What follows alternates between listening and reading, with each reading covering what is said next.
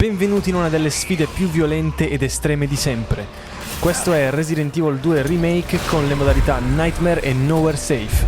Due mod che insieme sarebbero in grado di far perdere la pazienza persino al Dalai Lama, tanto da fargli cominciare il rumbling e distruggere il mondo.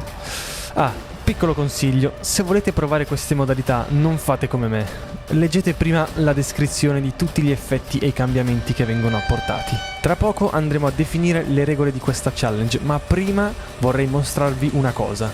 A un certo punto del gameplay è successa una cosa strana, mettiamola così. Leon ha cominciato a doparsi per superare il costante insorgere di nuove difficoltà e il risultato è stata la super velocità. Ma che torniamo seri, che è meglio. Passiamo a illustrare le mod e le regole della sfida, così da capire a cosa stiamo andando incontro e come faremo a sopravvivere. Nightmare Mode. Questa mod aumenta notevolmente la difficoltà del gioco e introduce nuove sfide da superare, come più nemici, i combattimenti con i boss sono potenziati, nessuna regolazione della difficoltà, alcune posizioni degli oggetti spostate e molto altro ancora. Hai quello che serve per sopravvivere? Non credo. Nowhere Safe. Uno scripter e framework che permette ai nemici di vagare e seguirti attraverso più stanze anche quando sei lontano, safe room incluse. Include inoltre opzioni per randomizzare le apparizioni e risvegliare i cadaveri al contatto. Sono veramente un botto di cose. Ecco, io ho giocato con queste stesse opzioni attive che vedete sullo schermo. Comunque, poiché io non voglio uscirne pazzo, ma anzi voglio preservare la mia sanità mentale, ho deciso che in questo video ci andrò piano e sonderò il terreno per le prossime sfide. Proprio per questo ho introdotto una simpatica variante al gameplay che forse può aiutarmi a portare a termine la missione. Ho utilizzato difatti un tool molto utile, il Retrainer, per aumentare la velocità di Leon ad ogni game over, riducendo così le ore di gioco impiegate. Mi piace vincere facile? No, dai. Ovviamente non stiamo parlando di anarchia o di cheat incredibili messi a cannone. Siamo dinanzi al reato di fuffa. Arriviamo dunque alle regole di questa sfida. Completare il gioco senza cheat e armi infinite. Cioè cheat intendo robe esagerate, ok? Tralasciando la super velocità. Battere le due modalità a difficoltà standard, che non cambia niente da hardcore. L'unica differenza è che qui abbiamo a disposizione l'autosalvataggio. Scusate. Inoltre ho diviso la campagna in 3 macro sezioni in corrispondenza delle mutazioni o degli scontri di Birkin e per ogni sezione avrò a disposizione un aumento del 5% della velocità di Leon dopo un game over per un massimo di 6 volte. Arriviamo dunque alla strategia. La strategia che ho intenzione di adottare è quella di giocare molto safe, prendere il tempo di cui ho bisogno e studiare un piano per completare la missione nel modo più semplice possibile. Proprio per questo, all'inizio ho perlustrato la hall fin tanto che era un posto sicuro e ho raccolto tutte le risorse che questa aveva da offrire, inclusi i potenziamenti della pistola. Che bella strategia, eh? Piuttosto elaborata, direi. Il gameplay si presenta estremamente impegnativo, non mi aspettavo di incontrare difficoltà fin dal primo momento. E invece è proprio l'inizio a risultare il punto più complesso, dato che non abbiamo armi e abbiamo poche munizioni. Alcune sezioni sono scriptate, come alla stazione di rifornimento, dove bisogna seguire un percorso prestabilito, e in tutti questi punti sono stati piazzati delle trappole, diciamo così, o degli zombie o delle creature o il Tyrant. Insomma ragazzi, il perfetto condimento per un'esperienza intensa e particolarmente estenuante. Inoltre, la follia che dilaga nei corridoi e nelle sezioni della centrale è un mix incredibilmente pericoloso di creature. I Lickers e gli zombie la fanno da padrone. I primi sono sempre stati dei super predatori, ma ora, avendo la capacità di superare le barriere invisibili, risultano del tutto fuori controllo, diventando un vero incubo, una gran bella seccatura, perché sono in grado di spostarsi al di fuori della loro zona di spawn. Follia completa. Infine ci sono gli zombie, ultra resistenti. I colpi alla testa sono quasi inutili e richiedono numerosi colpi prima di essere storditi. Cioè, perlomeno storditi. e il loro raggio di azione è stato aumentato pericolosamente. Ma soprattutto attaccano a ripetizione con una velocità disarmante.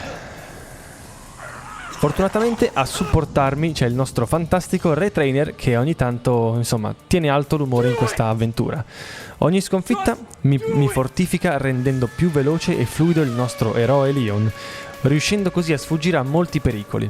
Sono talmente veloce che mi sento quasi un supereroe, cioè mi manca solo la telecinesi e divento come Alice. Mamma mia che trash quel film. Cioè come tutti i film e le serie di Resident Evil, Piccola parentesi. Aperta e chiusa. Proseguendo nel nostro viaggio verso l'inferno si incontrano nuovi ostacoli. Un problema significativo è rappresentato dalle posizioni degli oggetti chiave, che sono stati spostati in luoghi completamente inaspettati, dove non verrebbe mai in mente di andare a cercarli.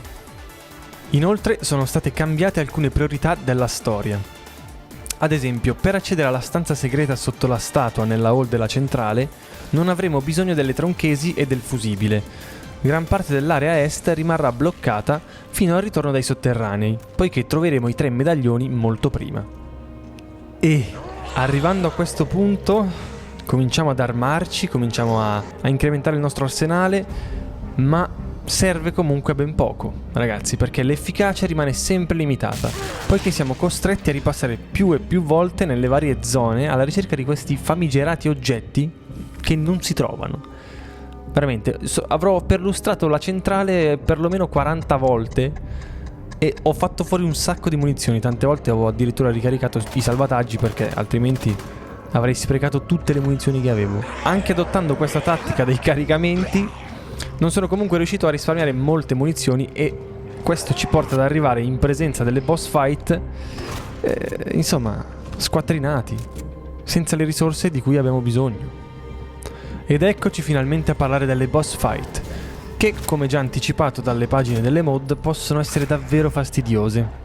I boss non sono più l'unico problema, ci sono molte altre preoccupazioni di cui tener conto. In poche parole abbiamo molte distrazioni, numerosi bersagli e poche munizioni, mentre la salute dei boss è al massimo delle loro statistiche. Nel senso che hanno gli HP come se stessimo giocando a difficoltà hardcore. E non ho ancora capito se hanno più energia o se sono solo più resistenti. Fatto sta che ci vogliono un'infinità di colpi per abbatterli. Inoltre, piccolo spoiler, durante l'ultimo scontro con Mr. X sulla piattaforma è stato in qualche modo disabilitato l'intervento di Ada, la quale non verrà mai in nostro soccorso. Ergo, niente lanciarazzi. Qui so cazzi ragazzi. Insomma, una situazione decisamente poco ideale per affrontare uno scontro di questo tipo. Per affrontare scontri di questo tipo. E se nemmeno i boss sono riusciti a farci desistere da questa nostra follia, ecco che nuove fonti di ansia si aggiungono al gameplay. Anzi, 2 per l'esattezza. L'arrivo dei fratelli X.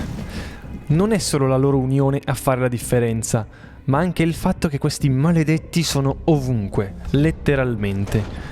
Dal loro arrivo ci si sente costantemente col fiato sul collo e con la preoccupazione di essere circondati proprio quando ci si trova lontano da un punto di salvataggio.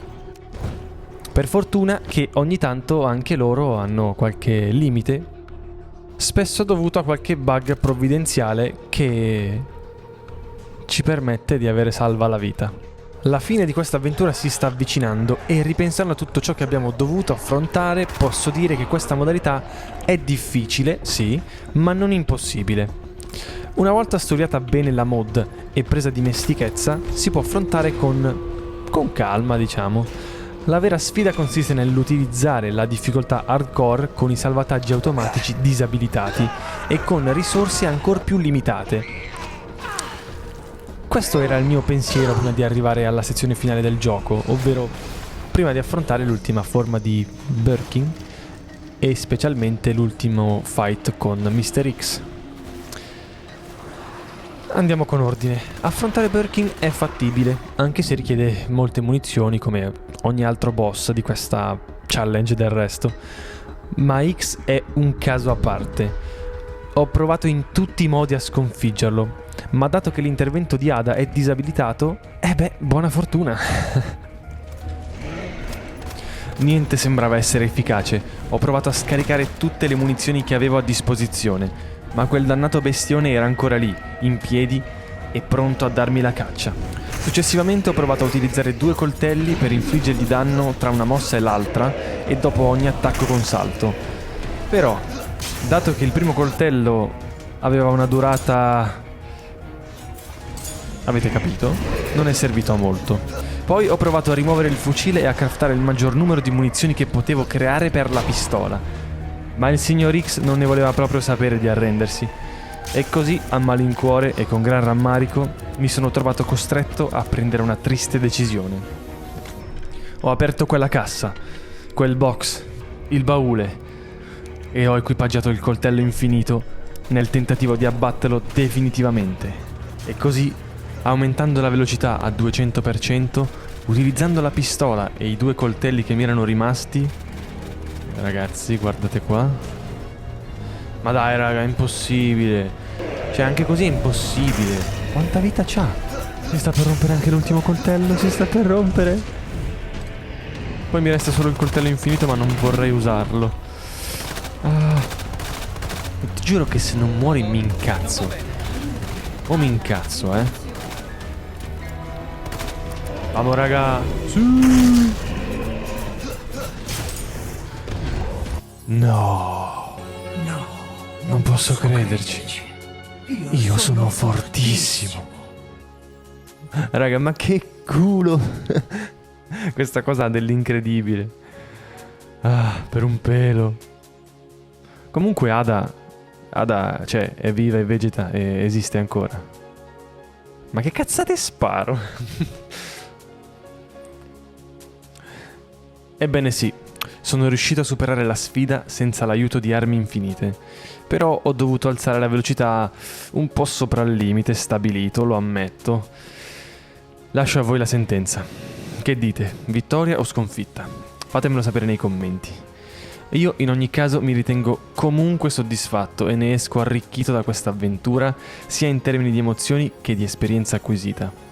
È stata una sfida molto divertente, seppur con l'aiuto del retrainer non sono mancati momenti d'ansia e i colpi di scena. Detto ciò, potrò solo che migliorare nelle prossime sfide, andrà sempre meglio, il livello sarà sempre più complesso, le sfide saranno sempre più fantascientifiche e articolate, e questo è, diciamo, un augurio per me stesso.